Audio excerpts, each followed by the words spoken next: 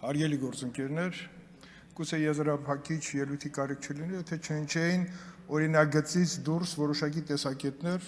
քիչ առաջ պարոն Օհանյանը մեզ մեղադրեց Արցախը կորցնելու համար։ Պարոն Օհանյան, մենք Արցախը կորցրել ենք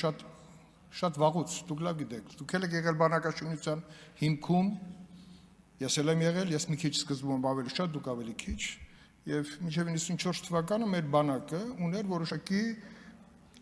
գաղափարական, քաղաքական եւ ռազմավարական առանձնահատկություններ։ Դրանից հետո մենք անշեղորեն ապրել ենք անկուպ, ընդհուպ միջև կոռուպցիոն դրսևորումներ եւ բանակը 16 թվականին արդեն առաջին փորձից հետո հետախուզակ ռազմական գործողության արդյունքում պարզ դարձավ, որ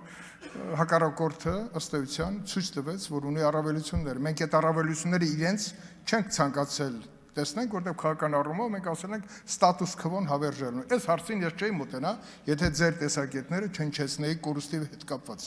Իսկ եթե կորուստի պատճառները շատ էիք ուզում իմանայիք, քննիչ հանձնաժողովը շատ լավ հարթակ էր այդ ամբողջը վերհանելու, որը վերհանված է, եւ հասարակությանը եւ մեր ժողովրդին ներկայացնելու համար, որը անշեղորեն մենք կդարձնենք իրականություն։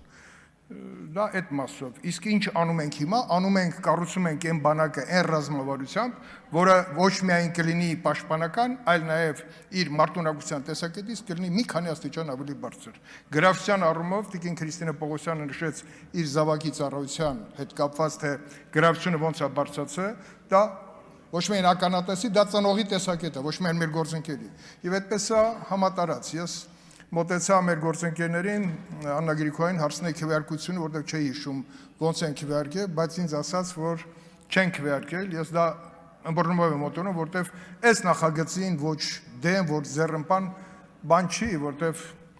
մայրը ուզում է, որ երեխան ծառայությունը լինի անվտանգ, այլ միջավայրում, եւ այդ միջավայրը այսօր իրականությունն է։ Ուստի կոչ եմ անում կողմ քվեարկել, որովհետեւ հաջորդիվ մենք գնալու ենք առաջ, ունենալու ավելի կրթված, ավելի լավ սպառազինությամբ կանոնավոր բանակ։ Շնորհակալություն։